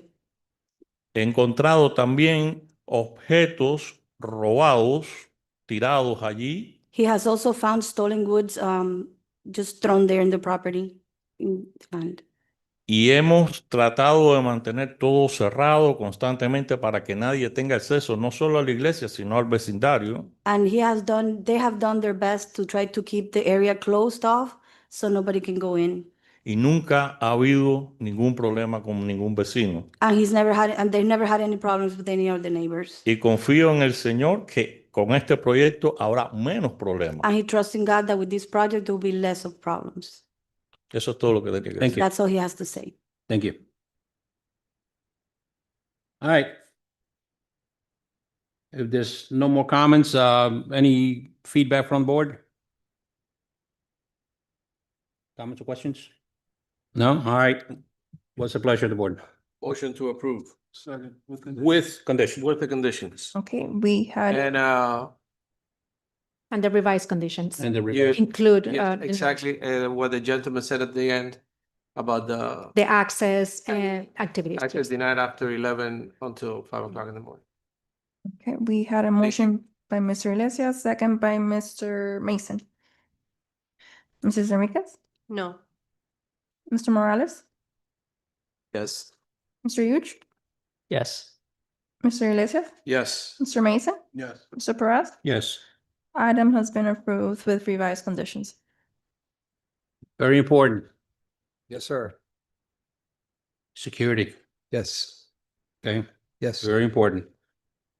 We Um, agree that we're going to, We, yes, I was about to say that before the first reading in council, if you can please have the declaration of restriction drafted for our review and for the attorney's office review. So we can go into the council, city council with a former draft of the declaration of restriction. one of the conditions is to disable the card reader or the code reader from 11 to, so even though they have the right code, they can't get in, okay? Still, regular patrols, regular security throughout the day, throughout the night, okay? Make sure that there's no intruders. Because if there are intruders, not only will they be messing around with your client's property, you also have to worry about the neighbors. That's me right here, okay? Yes. I will propose to ownership and the parties that are going to control to probably generate a few spots for controlled golf carts of security, because we've done that already in Tennessee and other projects that we've done.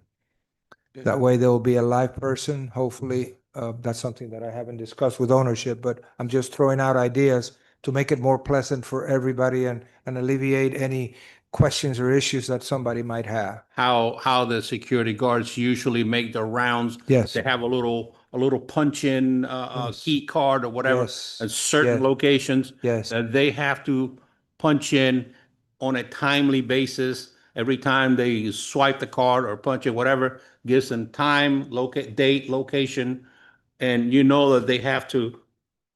10 minutes later, they're going to be over there. 10 minutes later, they're going to be over there. So you can track their route. Not only that, but they'll be on site, hopefully. I have Yeah. discussed it with them, and they'll be able to see what's really going on 24, Okay. 18 hours a day or whatever, X amount of Okay. hours. Just thought of that. That's a very good idea, man. Thank you. Okay. The planning and zoning recommendations for the following public hearing requests will be heard by the city council at a scheduled meeting of Tuesday, February 10th, 2026.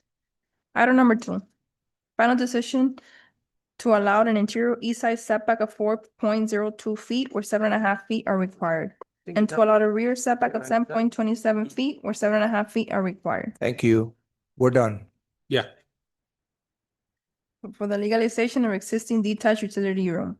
Properties located at 1590 West 53rd Terrace, Hialeah zoned R1, one family district. Applicant, Heinar Cruz Alonso.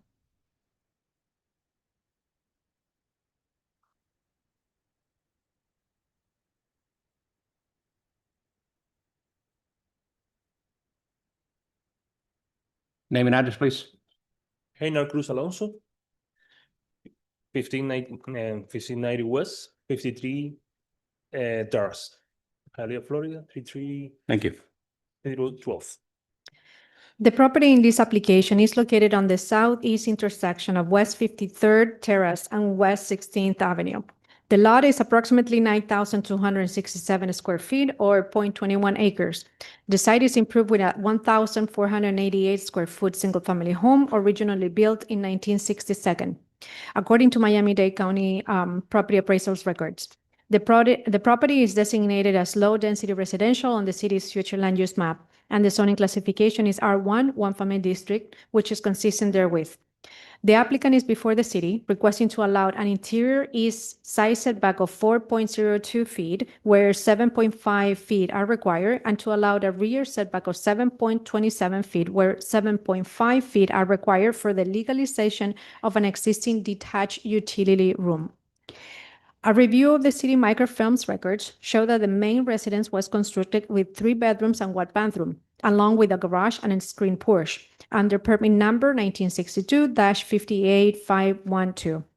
Records also indicate that several improvements were provided, including a screen porch was enclosed and converted into a Florida room under permit number 1968-1687, and a chain link fence was installed under permit number 2021-6826, and a new driveway was constructed under permit 2005-1294 BD, and a 10-foot by 14 metal shed was permitted under permit 2005-5031 BD, complying with the required rear interior side setbacks of 7.6 feet.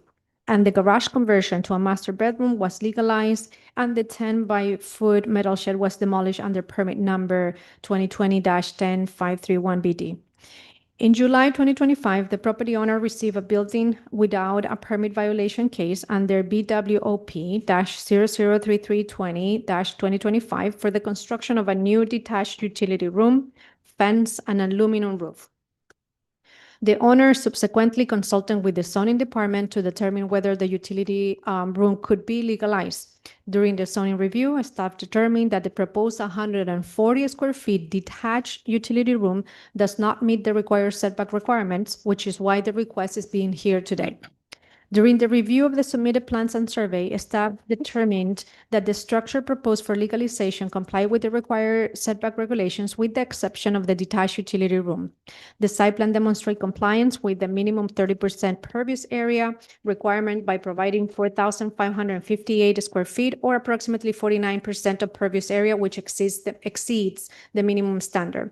The detached utility room is required to provide a rear setback of 7.5 feet and interior side setback of 7.5 feet. However, setbacks of 7.27 feet at the rear and 4.02 feet to the interior east side are being provided. Staff finds that these reduced setbacks do not negatively impact adjacent property, as the placement of the utility room does not obstruct views, airflow, and the use of the detached utility shall be strictly limited to storage purpose only.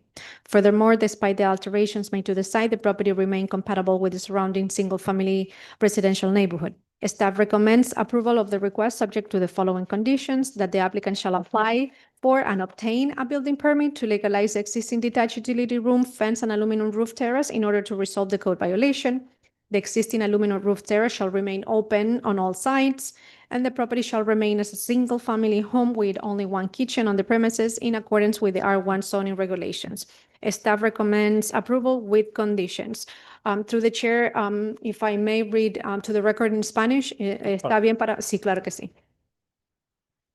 Decisión final para permitir un retroceso interior lateral del lateral este de 4.2 pies, donde se requieren 7.5 pies, y para permitir un retroceso trasero de 7.27 pies, donde se requieren 7.5 pies, para la legalización de un cuarto de servicio independiente existente.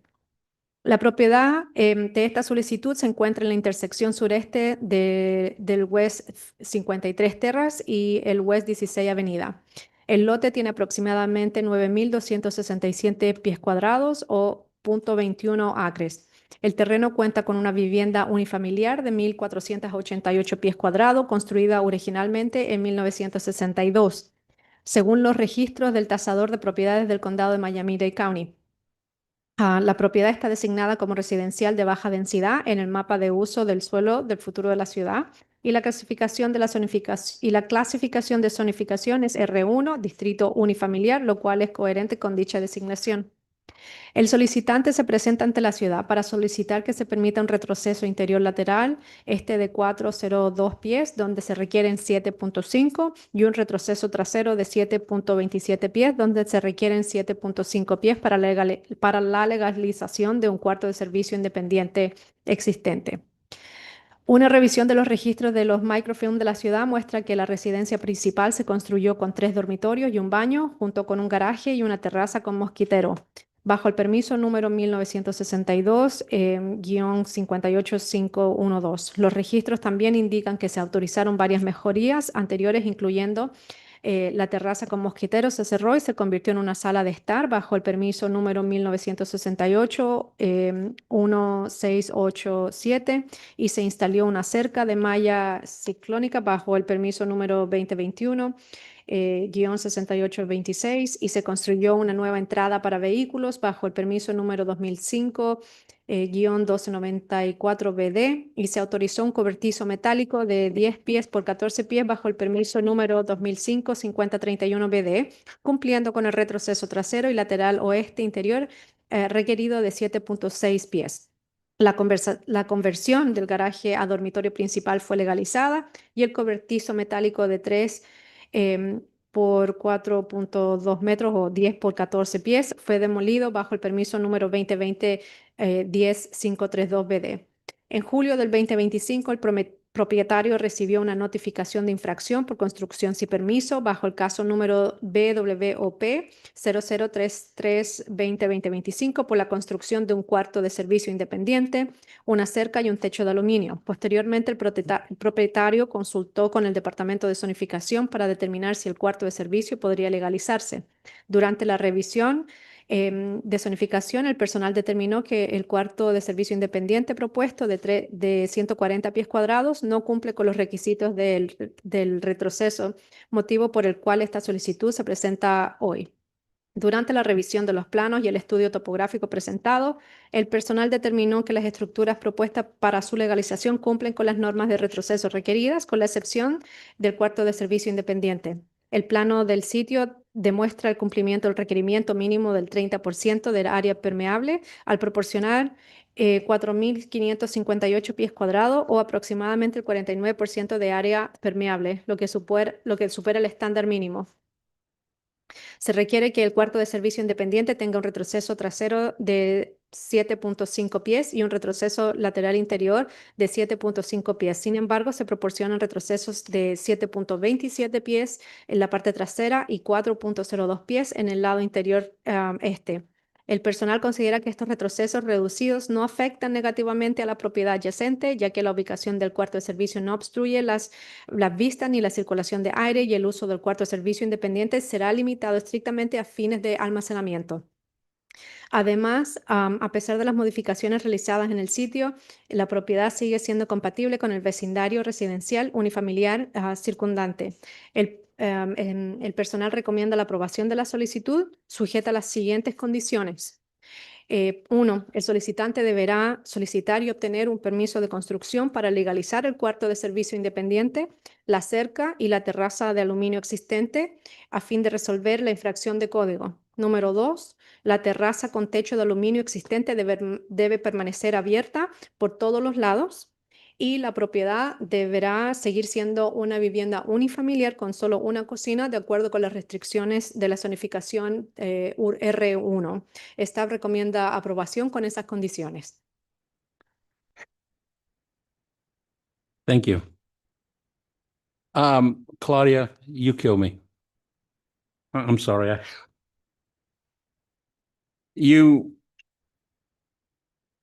I know this is a little off to the side, but you just brought back some memories when you said the mosquitero. Do you know what picture you put in my head? One of those colonial beds with a mosquitero hanging down from the side. Yep. We have a full debate actually today at the office trying to figure it out how we will call it mosquitero or Maya. That killed me. Did you understand? Perfect. Okay, any comments or questions? No. No? So when Mosquitero. Comments or questions on the board? Anyone in the audience have a comment or question? Okay, closes the part of the public hearing. What's the pleasure of the board? Motion to approve with conditions, With the mosquitero? with the mosquitero. We had a motion by Mrs. Enriquez, second by Mr. Mason. Mr. Morales, Yes. Mr. Perez, Yes. Mrs. Enriquez, Yes. Mr. Huge, Yes. Mr. Mason. Yes. Mr. Iglesias. Yes. Item has been approved with conditions. so. Acuérdese de que tiene que venir al council. Exacto, para la fecha. Febrero 10. Febrero 10. Tiene que volver, ¿ok? Okay. Gracias. Oh, my God. I'm sorry. I just had to. Item number 3. Final decision to allow a rear setback of 3.93 feet where 7.5 feet are required. To allow an interior west side setback of 2.36 feet where 6.5 feet are required for the legalization of existing utility shed. To allow an interior east side setback of 5.94 feet or 6.5 feet are required for the legalization of an existing addition to the main residence. To allow a rear setback of 19.63 feet where 20 feet are required for the legalization of an aluminum roofed terrace. And to allow a distance separation of 0 feet between the utility shed and the aluminum roof terrace, where a minimum of 10 feet is required. Property is located at 761 Southeast 10th Place, Hialeah, Zones R1, One Family District. Applicant Antonio Arias. Name and address, please. Nombre y dirección. Arias, 761 Southeast 10th Place. Thank you. The property in this application is located on the north side of Southeast 10th Place between Southeast 7th Avenue and Southeast 8th Avenue. The lot is approximately 7,280 square feet or 0.16 acres. The site is improved with a 1,706 square foot single-family home originally built in 1951 according to Miami-Dade County property appraisal records. The property is designated as low-density residential on the city's future land use map, and the zoning classification is R1, One Family District, which is consistent therewith. A review of the city microfilms records indicate that the main residence was originally constructed with 2 bedrooms and 1 bathroom under permit 1951-14961. Records further show that several improvements were permitted, including a family room addition under permit number 1962-55725, a bedroom and bathroom addition under permit number 1987-1752, and the installation of a new fence under permit 2014-1312. In April 2025, the property owner received a building without a permit violation under case number BWOP-001 661/2025 for failing to obtain permits for demolition work at the rear of the property, roof work, including a soffit and fascia, and porch alterations consisting of new columns. The owner subsequently applied for a building permit under permit number BLDR 11347-2025 to legalize the unpermitted work. During our zoning review, staff determined that certain existing structure proposed for legalization do not comply with the required setbacks and distance separations requirements of the City of Hialeah Code of Ordinance, which is why this request is being heard today. The utility shed is required to provide an interior west side setback of 6.5 feet and a rear setback of 7.5 feet. However, setbacks of 2.36 to the interior west side and 3.93 feet to the rear are being provided. Staff finds that these reduced setback do not negatively impact adjacent property, as the structure does not obstruct any views or is not built to the property line, and is used and shall be limited to a storage purpose only. The existing roof terrace is required to provide a rear setback of 20 feet, but is providing 19.63 feet. Staff finds that this is minor reduction, does not adversely affect surrounding properties, as the structure complies with the required side setback and does not encroach into neighboring properties and remains open on all sides. The existing bedroom and bathroom addition is required to provide an interior east side setback of 6.5, but is providing 5.94. Staff finds that it reduces to be minimal, as the addition follows the existing building envelope of the residence and maintains adequate separation from the adjacent property. The site plan demonstrates compliance with the minimum 30% pervious area requirements by providing 2,802 square feet, or approximately 38% of pervious area, which exceeds the minimum requirement. Lastly, despite the alterations made to the site, the property remains compatible with the surrounding single-family residential neighborhood. Staff recommends approval of the request subject to the following conditions. 1, the applicant shall continue with the building permit process to legalize the existing utility shed, roof terrace, porch, bedroom and bathroom addition in order to resolve the code violation. Number 2, the existing roof terrace shall remain open at all sides. Number 3, the property shall remain as a single-family home with only one kitchen on the premises in accordance with the R1 zoning regulations. Staff recommends approval with those conditions. Thank you. Yes. Comments or questions? No. Did you understand what she said? Yeah. Thank you. No questions, no comments, you're, No. It's okay. all right. Comments or questions from the board? Anyone in the audience? All right, what's the pleasure of the board? Motion to approve with conditions? Second. Okay, so we had a motion by Mr. Iglesias, second by Mr. Morales and Mrs. Enriquez. Mr. Luch? Yes. Mr. Morales? Yes. Mr. Perez? Yes. Mr. Mason? Yes. Mrs. Enriquez? Yes. Mr. Iglesias? Yes. Item has been approved with conditions. Thank you. And you have to be back, to City Council on February 10th at 5:30 p.m.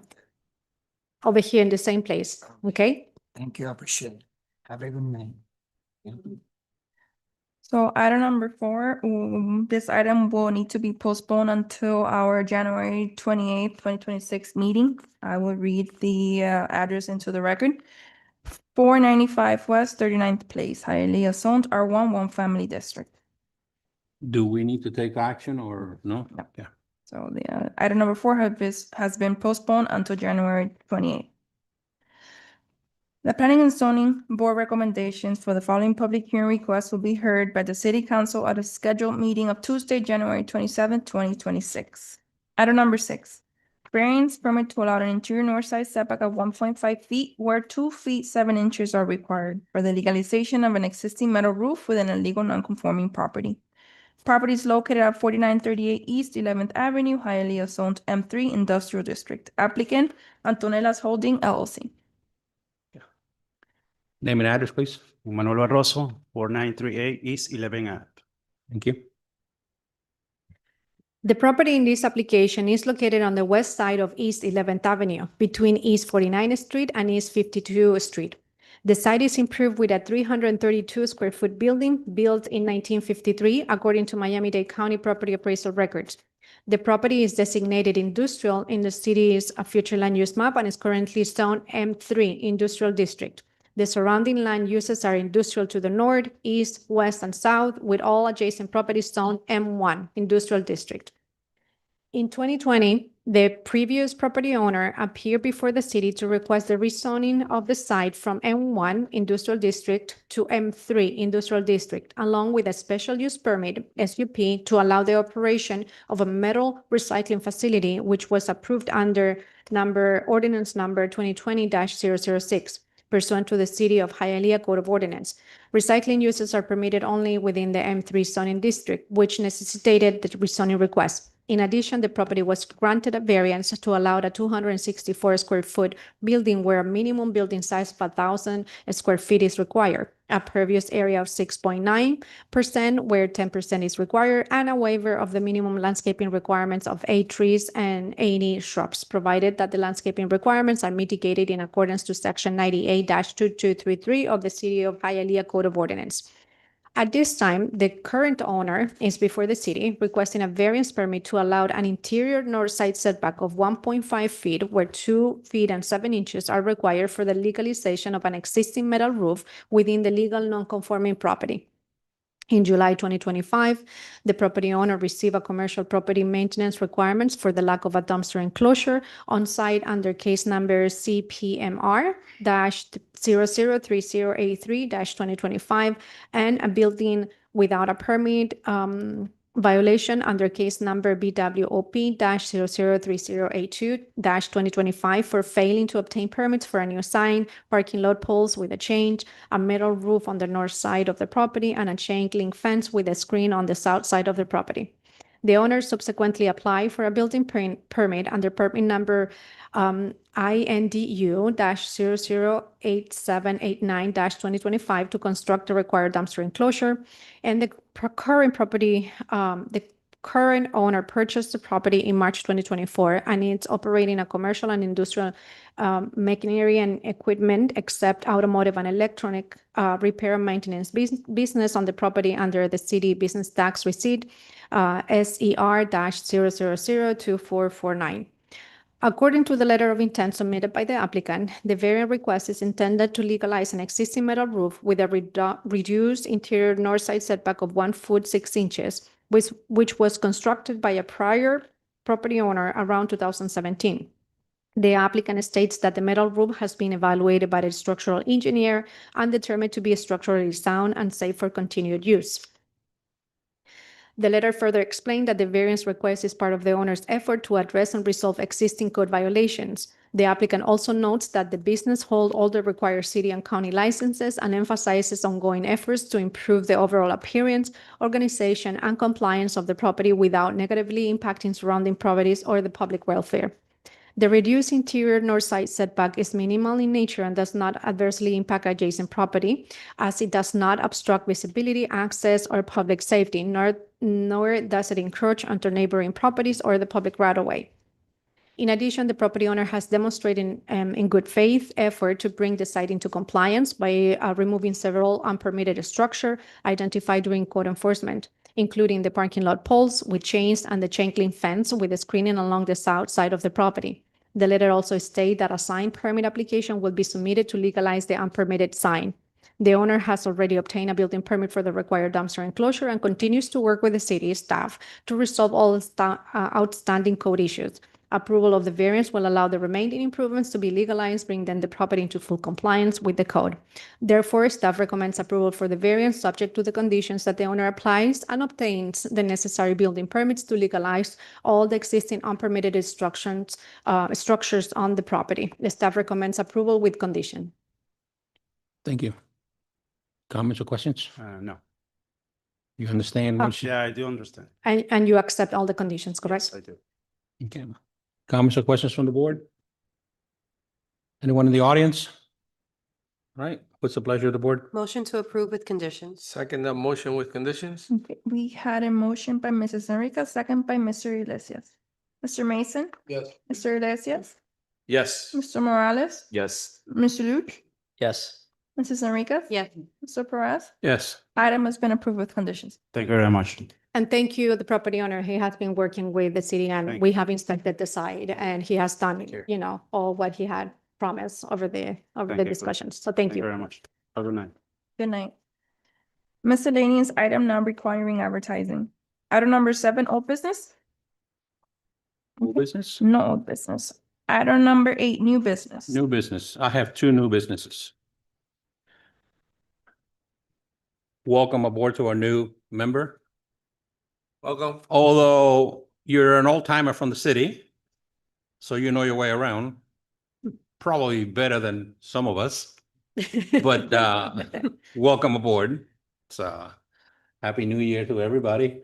And also Claudia, I'm going to put you on the spot again. Okay. Moquitero, you kill me. Listen. You are doing a bang-up job. Well, staff. Yes. Okay. That's what. Last night, Mr. Ozzie brought up a point about the cards that are mailed out to the residents and stuff. He has a point. At first, it was just cards, just very vague invitation cards. Now you're actually including a letter in English and Spanish. And I can tell you that that's a fact because I received one. Because there was, you know, I saw one, put it this way. I saw one that was received. So thank you. It's it's refreshing to see. It's our pleasure, but also I have to give credit to staff. We have been working very hard into not only be, you know, by law, but also by simplifying to the residents because it has been said many, many times in multiple occasions. Of course, some of the staff are technical, so we're going to have to continue, you know, putting that language within the notice because that is required. But we also try to bring that layman terms into the notices. Thank you. But I wanted to bring it up because you know, because I know that I know he brought it up last night and he did acknowledge it. And I wanted to make sure that at least we went on the record, staff, you know, even though I'm sure that it was her idea about the Moquitero. So, all right. How you do? Anything else? Anyone else? Just quickly, I just wanted to, of course, welcome you to the board, but just briefly, can you, you know, state your credentials and your experience because this is very helpful for this board as well.